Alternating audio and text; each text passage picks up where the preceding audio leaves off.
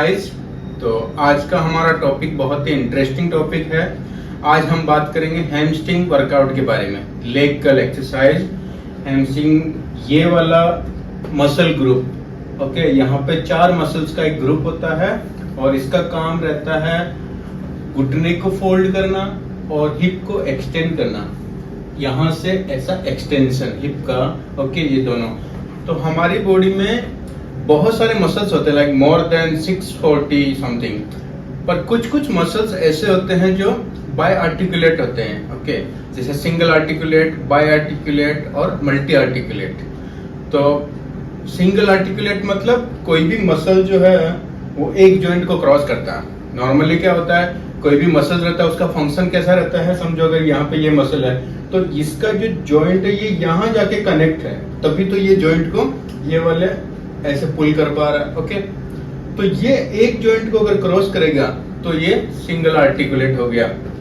Bye articulate मतलब कुछ ऐसे मसल्स होते हैं पर्टिकुलर डिजाइन वाले जॉइंट्स में जहां पे वो दोनों तरफ काम करता है। मतलब समझो एक मसल्स है, इसके 2 मुंह होते हैं। ओके, इधर वाला ये ओरिजिन इंसर्शन या फिर ये इंसर्शन, ये ओरिजिन। ओके, तो ओरिजिन इंसर्शन को कैसे पहचानेंगे? जो ओरिजिन वाला एरिया रहेगा वो थिक रहता है।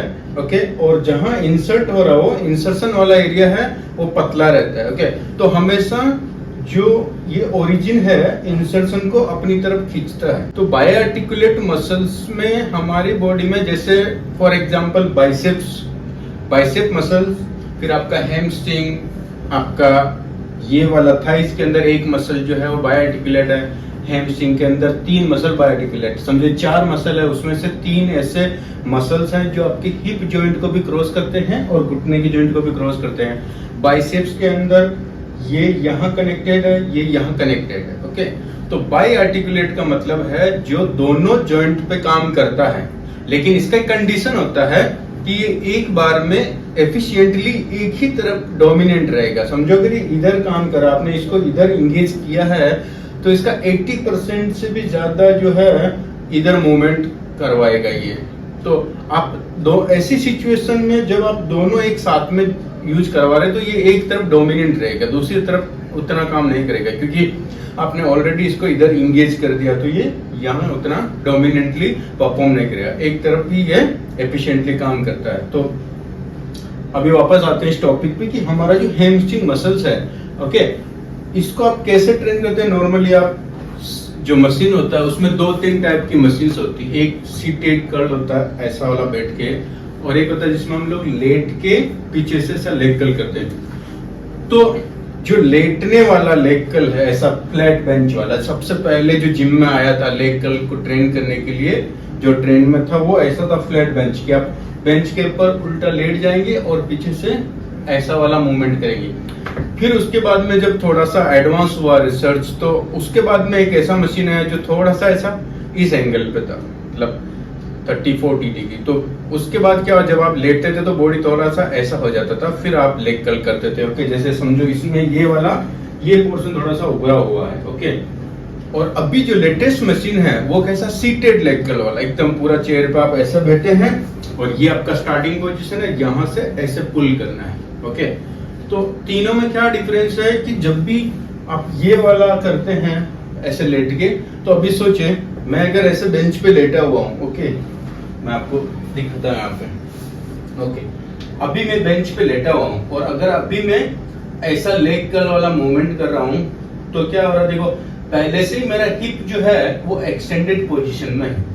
ओके, तो जो हैमस्ट्रिंग मसल है जिसको हम टारगेट कर रहे हैं, ओके, तो वो पहले से इधर इंगेज है। तीनों मसल, 4 में से 3 मसल इधर इंगेज, क्योंकि एक मसल जो है वो यहाँ इस जॉइंट को क्रॉस किया है लेकिन यहाँ तक नहीं पहुंचा, वो यहीं पे यहाँ पे लगा हुआ। ओके, तो 3 मसल्स पूरी तरह से दोनों जॉइंट पे काम करते हैं और एक मसल जो है पूरा क्रॉस नहीं किया, तो ये मसल इधर काम नहीं करता कभी भी। ओके, इसलिए जब भी आप हैमस्ट्रिंग को ट्रेन करते हैं तो कोशिश करिए कि घुटने के जॉइंट के थ्रू आप ट्रेन करेंगे, हिप जॉइंट के थ्रू नहीं। तो कोई भी आप ऐसी एक्सरसाइज करें जैसे डेडलिफ्ट हो गया, स्क्वाट हो गया, तो उसमें ये जो हैमस्ट्रिंग वाला है ये ज्यादातर असिस्ट करेगा, डोमिनेंटली मूव नहीं करेगा, क्योंकि इसका एक मसल जो छोटा है। तो जब भी आप लेग कर्ल करें तो अभी इसमें क्या हो गया, देखो जैसे मैं ऐसे खड़ा हूँ, समझो मैं ऐसे लेटा हुआ हूँ, अभी मैं अगर ऐसा फोल्ड करता हूँ तो मेरा जो हैमस्ट्रिंग के मसल्स हैं वो पहले से ही यहाँ पे ये जॉइंट पे बिजी हैं। ओके, समझो ये मेरा 90 डिग्री पोजीशन है। अभी मेरा यहाँ से रिलैक्स हो गया, रिलीज, पूरा जो तीनों मसल्स हैं यहाँ काम नहीं कर रहे हैं। ओके, तो मैं क्या कर रहा हूँ, अभी ये जैसे हिप को एक्सटेंड करता हूँ तो ये मसल्स ने हिप को ऊपर खींचा। इसका मतलब क्या, जब हिप एक्सटेंडेड पोजीशन में रहेगा तो आपका ये तीनों मसल ऊपर इंगेज रहेगा। अब मैं इस पोजीशन में अगर मैं यहाँ पे नी जॉइंट पे ऐसे फोल्ड करता हूँ तो ये एफिशिएंटली यहाँ काम नहीं करेगा। सेम मैकेनिज्म ये वाली मशीन पे होता है। जब आप ऐसे लेटने वाली हैमस्ट्रिंग वाली जो मशीन है उसको आप यूज करते हैं तो आपको क्या करना है कि ये वाली मशीन को अवॉइड करना है। ये इतना इफेक्टिव नहीं रहता है क्योंकि यहाँ पे आप जब भी ये वाला करते हैं तो क्या होता है, आपका हिप उठने की कोशिश करेगा बार बार, और जितना वेट हेवी लेंगे आप उतना ही आप जैसे स्ट्रगल करें ये ऐसे उठता है हिप। तो ये नेचुरल है हिप उठता है। और बहुत सारे ट्रेनर क्या करते हैं, जब क्लाइंट ये वाला वर्कआउट करता है तो उसकी हिप को दबाते हैं, तो ये गड़बड़ है क्योंकि हिप उठ रहा है। इसका मतलब क्या है, यहाँ से बीच में से हिप उठने की कोशिश कर रहा, मतलब ये इनडायरेक्टली बता रहा है कि ये फोल्ड होने की कोशिश कर रहा है। जो जैसे ये फोल्ड होएगा यहाँ से ये मसल रिलीज होएगा और यहाँ डोमिनेंटली काम करना शुरू करेगा, इसीलिए तो वो हिप ऊपर उठ रहा था बार बार। तो मैकेनिज्म गड़बड़ है। लेकिन ब्रेन देखो कितना स्मार्ट है कि जैसे आप यहाँ फोर्स लगाते हैं, यहाँ पे ज्यादा इंटेंसिटी के साथ फोर्स लगाते हैं तो ये ब्रेन यहाँ पे मसल्स को रिलीज कराने की कोशिश करता है ताकि यहाँ से रिलीज होएगा तो वहां ज्यादा परफॉर्म करेगा। इसीलिए जब आप ऐसी मशीन पे यूज करते हैं ये लेग कर्ल के लिए तो ये आपका हिप उठने की कोशिश करता है, तो इसको उठने दीजिए। अगर आपके पास सीटेड लेग कर्ल वाला ऑप्शन अवेलेबल है तो हमेशा सीटेड वाला ही चूज करेंगे, और दोनों नहीं करना है। अगर समझो जिम में दोनों मशीन है, ये वाला लेटने वाला भी और बैठने वाला भी, तो आप लेटने वाला बिल्कुल यूज नहीं करेंगे, एकदम वेरी वेरी लेस इफेक्टिव है। ओके, तो आपको क्या करना है, सीटेड लेग कर्ल हमेशा यूज करना है क्योंकि उसका परफेक्ट मैकेनिज्म है। ओके, तो जब भी आप सीटेड लेग कर्ल पे बैठते हैं मशीन पे, तो जैसे देखो ये भी इस पोजीशन में क्या हो रहा है, सेम इस पोजीशन में बैठा हूं तो अभी मेरा हिप जो है ये फ्लेक्शन मोड में है, एक्सटेंड नहीं हुआ है।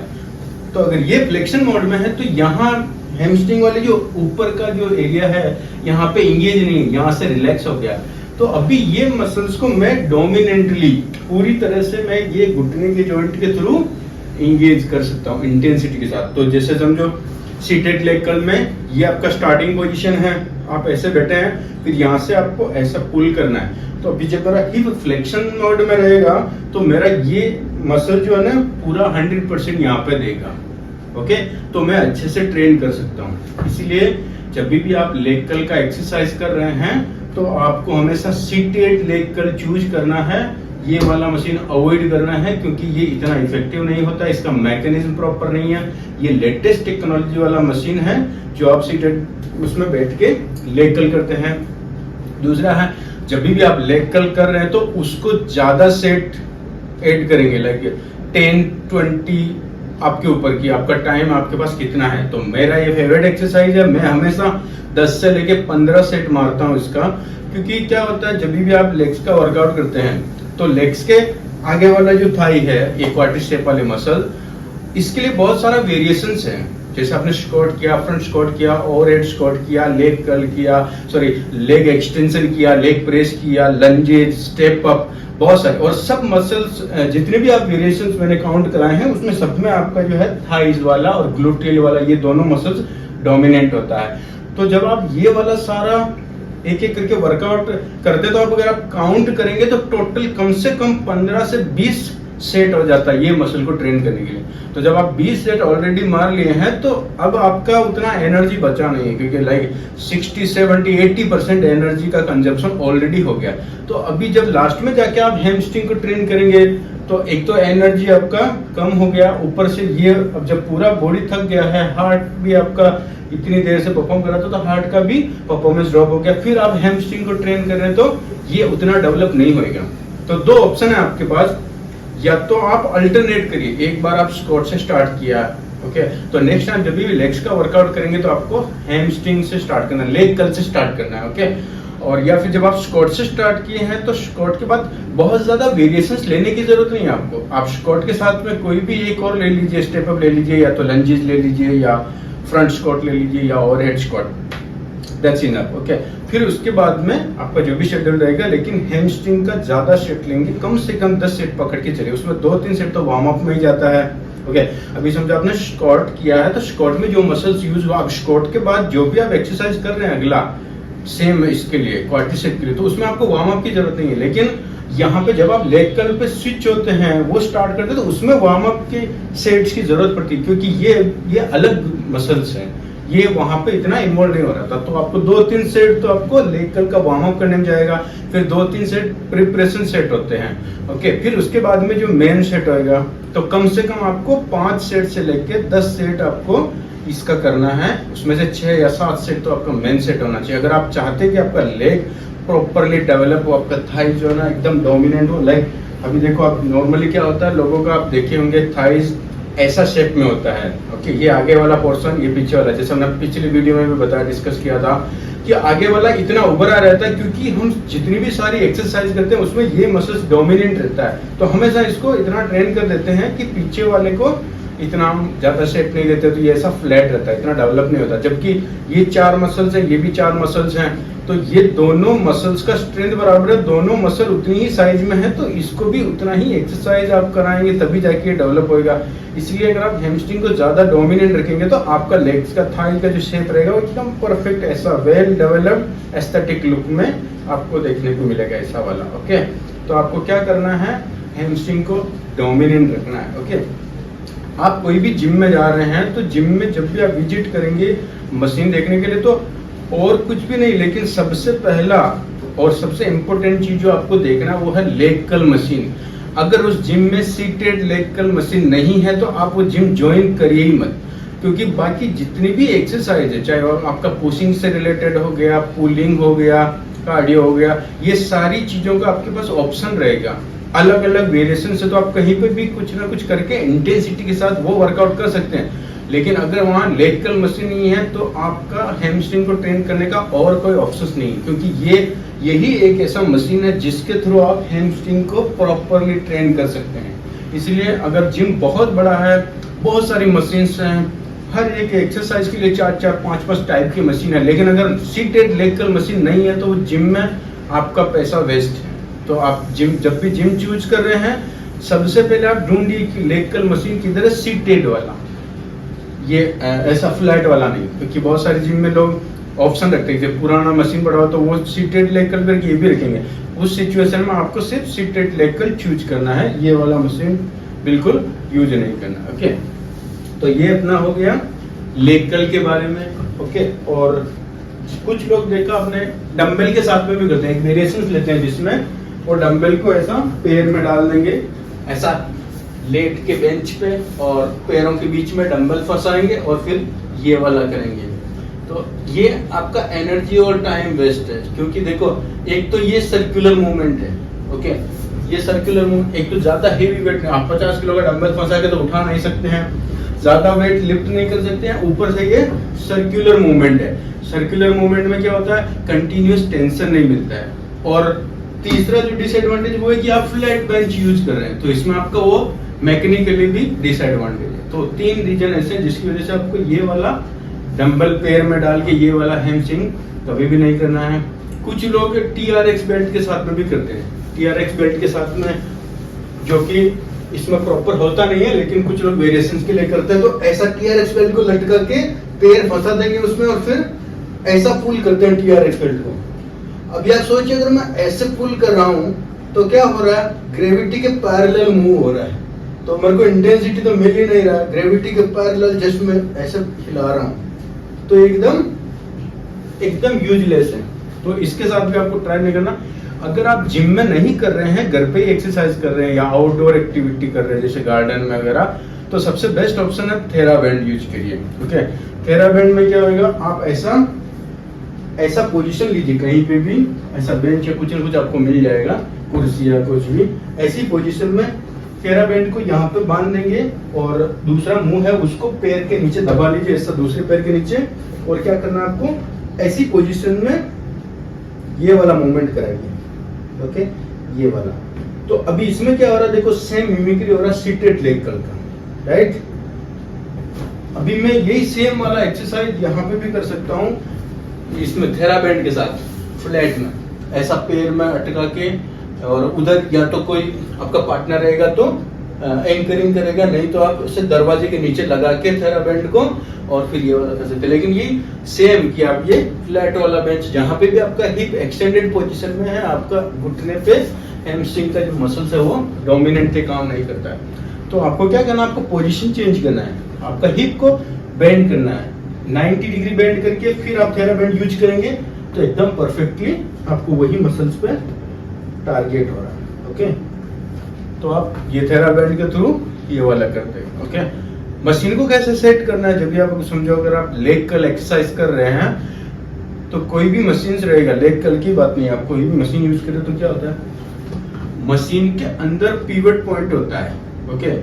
तो जब भी आप लेग कर्ल मशीन को सेट कर रहे हैं तो क्या होगा, पीछे का सीट होता है एक मेन, एक उसका पेडलिंग होता है जो एंकरिंग करने के लिए होता है, तीसरा होता है जहाँ पे आप पैर रख रहे हैं वो जो पेडल एंकल के नीचे वाला होता है।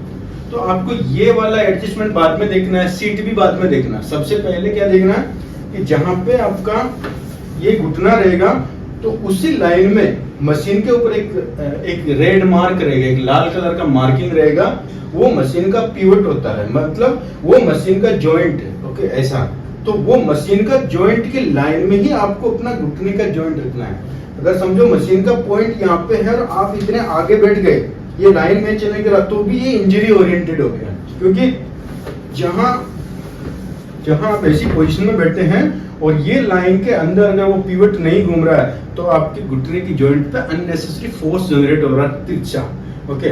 आपको एक एग्जांपल से समझाता हूँ। आपने भुट्टा देखा रहेगा, अगर आप भुट्टे को ऐसा पकड़िए, ओके, उसका दाना निकाल के भुट्टे को ऐसा पकड़िए, टाइट पकड़िए, ऑपोजिट डायरेक्शन में ऐसा खींचिए, एक साथ साइमल्टेनियसली ऐसा खींचिए तो भुट्टे का 3 टुकड़ा हो जाएगा, ओके।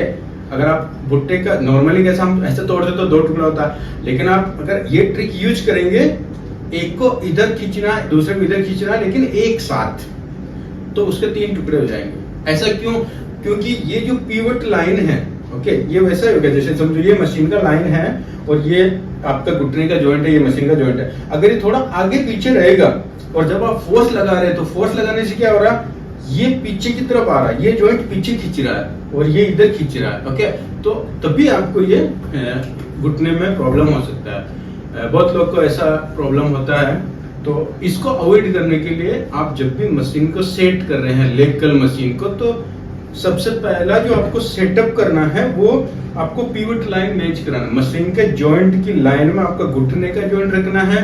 उसके बाद में फिर आपको देखना है कि आपका एंकल के नीचे पैड आ रहा है कि नहीं आ रहा। उसको आगे पीछे बाद में कर सकते हैं, ऊपर वाला एंकरिंग बाद में कर सकते हैं, और फिर बाद में सीट को खींच के प्रॉपर एडजस्ट करिए।